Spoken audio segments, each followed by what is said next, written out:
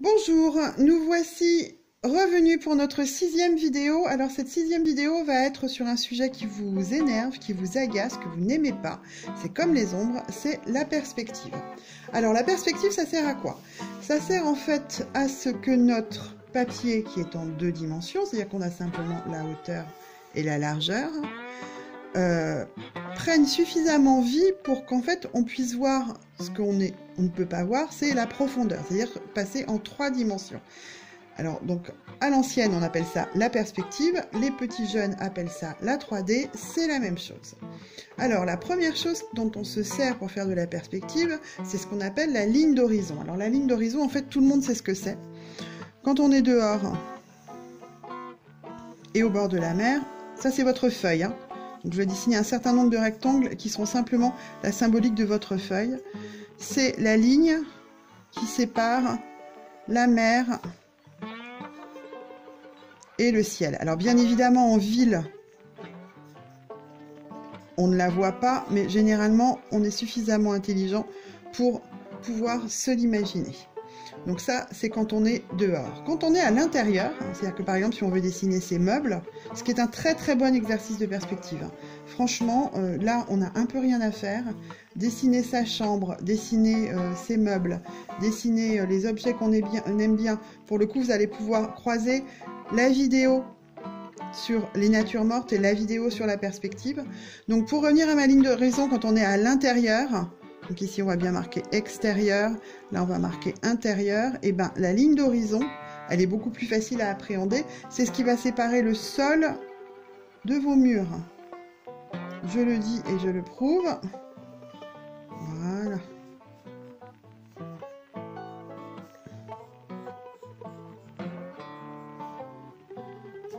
Allez, donc ça c'est le sol, ça c'est le mur. L'autre particularité de la ligne d'horizon, c'est qu'en fait, elle, de manière relative, elle peut changer de place. C'est-à-dire que je vais reprendre ma plage.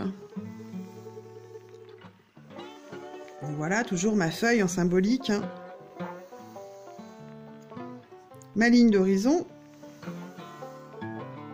Si je suis le maître nageur du haut de mon siège ou du haut de mon poste de garde, je vais avoir l'impression que ma ligne d'horizon est basse. Si je suis au bord de l'eau, face à la mer, oui, vous avez le droit de chanter face à la mer. Là, la ligne d'horizon va me paraître centrale. Si vous êtes allongé sur le sable, la ligne d'horizon va me paraître haute.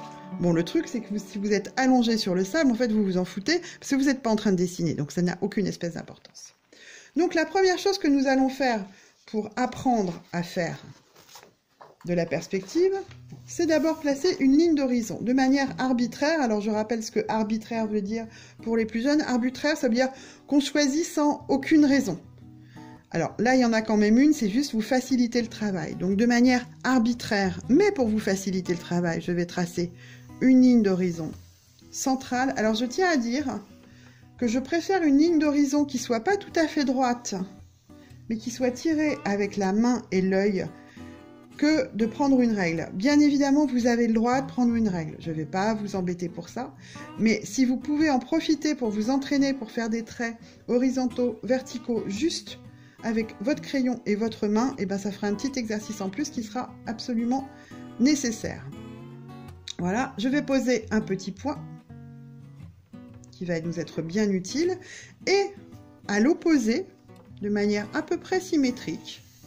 Symétrique pour les plus jeunes, ça veut dire pareil d'un côté que de l'autre.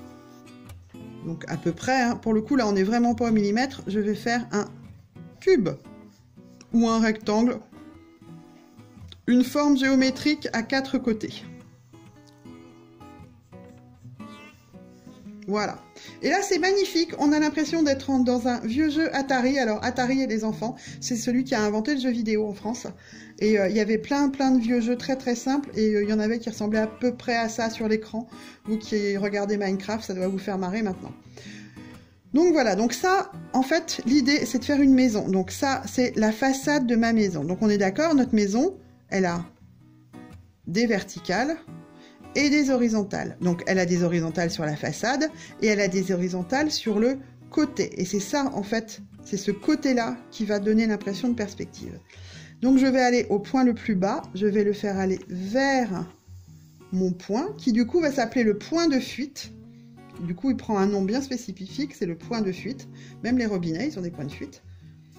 Et mon point le plus haut, et je vais aller aussi vers mon point de fuite. Alors, pour faire ça sans règle, le principe est de ne pas regarder son crayon, mais de regarder où doit aller le crayon. Beaucoup moins facile que ça en a l'air. C'est pareil, entraînez-vous.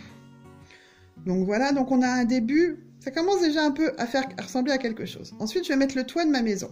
Alors pour mettre le toit de ma maison, eh ben, je vais dire que je suis le charpentier. Et le charpentier, la première chose qu'il va faire, il va essayer que le haut du triangle du toit de la maison soit bien au milieu. Donc je vais tracer mon milieu.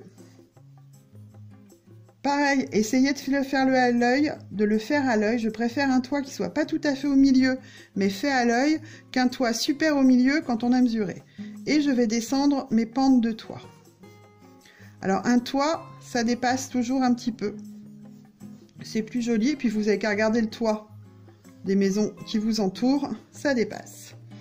Et maintenant, l'horizontale du toit, c'est-à-dire le haut du toit, on le fait aussi aller vers le point de fuite. Ouh, un peu sinueux mon point de fuite. Et là, ça commence vraiment beaucoup plus à ressembler à quelque chose. Maintenant, je vais couper ma maison, parce qu'une maison qui va jusqu'à la ligne d'horizon, ça n'existe pas.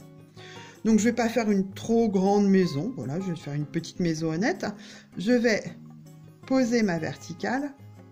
C'est à ça qu'il faut faire attention. Il faut que les verticales restent bien verticales, parce que sinon, votre maison, elle se casse la figure. Là, vous faites comme le maçon. En dessin, quand vous ne savez pas comment faire quelque chose, demandez-vous soit comment la nature fait, soit comment fait l'ouvrier. C'est-à-dire que pour dessiner une maison, ben on commence par les murs, on met le toit, on la met hors d'eau, on pose les fenêtres et on est sauvé. Pour un animal, si je veux faire des poils, je les dessine dans le sens où je caresse l'animal, dans le sens où ils ont poussé. Si je veux faire une fleur, je la dessine en partant du bas, et je vais vers le haut, et si je fais des pétales, je les ouvre comme ils s'ouvrent au naturel, c'est-à-dire du cœur du pétale vers l'extérieur. Il suffit simplement de se dire, je dessine comme les choses se font, et ça nous simplifie beaucoup la vie. Donc pour couper ici, bien évidemment, mon charpentier, comme c'est un bon ouvrier, il va s'arranger pour que la pente de mon toit ici soit parallèle à la pente de mon toit ici. Parallèle, ça veut dire que cette pente-là, ce trait-là, et ce trait-là doivent avoir la même direction. Donc, je le fais à vide pour imprimer la pente et j'y vais. Et je fais dépasser aussi, parce qu'il n'y a pas de raison. Et là, je prends mon toit ici, et pareil, je vais vers ma ligne d'horizon. Vous voyez, je n'étais pas trop mal tombée. Parce qu'après, on apprend aussi à le faire à l'œil, hein. Bien évidemment, parce que c'est beaucoup plus pratique et beaucoup plus rapide. Donc voilà, donc j'ai ma maison. Elle est bien, elle est à la bonne longueur. Alors là, j'ai beaucoup appuyé sur mes traits. Quand vous le faites très léger parce que tout ça, on va le gommer. On peut s'en servir pour d'autres choses, mais il y a un moment donné où on va le gommer de toute façon. Donc maintenant, vous me dites, elle est jolie ta maison, Valérie, mais là, si je suis dedans, moi je déprime parce que qu'est-ce qui manque? Il manque des fenêtres. Donc je vais en faire qu'une, hein. Vous pouvez en faire autant que vous voulez. Donc en fait, je dessine le côté de ma fenêtre et je prends le bas, je le fais aller vers ma ligne d'horizon, je prends le haut, je le fais aller vers ma ligne d'horizon, je fais un volet, je fais une fenêtre, je fais un deuxième volet. Ce volet-là va avoir un peu moins de longueur que ce volet-là. Je vous ferai un cours dessus, là c'est vraiment des maths. Modèle de base, il faut que je trouve un moyen pour vous le faire de manière un tout petit peu plus ludique, parce que franchement, c'est pas la partie la plus drôle de la perspective. Donc voilà, c'est génial, j'ai de la lumière dans ma maison. Je vais mettre une porte, parce que une maison sans porte, c'est pas très accueillant. Et qu'est-ce qui manque? Ouh, c'est encore un petit peu l'hiver. Il nous manque le chauffage. Donc qu'est-ce que je vais faire? Je vais dessiner une cheminée. Donc la cheminée, pareil, je vais dessiner le côté de la cheminée. Le chauffagiste, qui est quelqu'un aussi qui est un bon ouvrier, cette maison n'a été faite que par des bons ouvriers, a scellé sa cheminée dans le toit qui a cette pente. Donc il suffit là, ici, que je fasse la même pente là et là. Et là, je peux me permettre de monter une verticale et de mettre une horizontale. On a déjà un côté de cheminée. Et là, pour faire l'autre côté, et bien pareil, je vais vers mon point de fuite. Je vais vers mon point de fuite. Je coupe ma cheminée. Et regardez, elle n'est pas belle. Et comme elle est très belle, ma cheminée en plus, je fais la fumée qui sort parce que la maison ne recule devant aucun sacrifice. Donc voilà, j'ai une belle maison où je vois clair, une belle maison où je suis chauffée. Alors après, on peut tout sophistiquer, c'est-à-dire que on peut s'amuser avec des tuiles. Si je mets des tuiles, eh ben, je dessine d'abord ma rangée de tuiles. Donc, je pars comme ça. Là, pour le coup, par contre, prenez une règle hein, pour faire des tuiles. Ça sera plus simple. Et puis, mon autre rangée de tuiles, etc. Et je range mes tuiles. Il faut qu'elles soient bien dans la pente du toit, hein, on est d'accord? Et plus elles seront grandes ici et petites ici. Ici, on fera des toutes petites tuiles. Je peux mettre quelqu'un devant ma maison. Alors, si je le mets devant ma maison, il va être de cette taille-là. Mais s'il est ici, bah c'est simple, je prends sa tête, je vais vers le point de fuite, je prends ses pieds, je vais vers le point de fuite, et je sais que cette même personne, si je la déplace ici, elle aura cette taille-là. Mais les proportions seront les mêmes. Voilà, c'est pas si compliqué que ça. Pour ceux qui veulent en plus s'amuser, puisque vous avez eu le cours sur un peu d'ombre, un peu de lumière sur les natures mortes, demandez-vous d'où vient la lumière. Par exemple, si elle vient comme ça, bien évidemment, mes tuiles ici vont être un peu plus sombres, mon toit ici va être un peu plus sombre que ce qui sera ici. Amusez-vous, faites des châteaux, faites des maisons, faites des églises, très bien les églises, très drôle.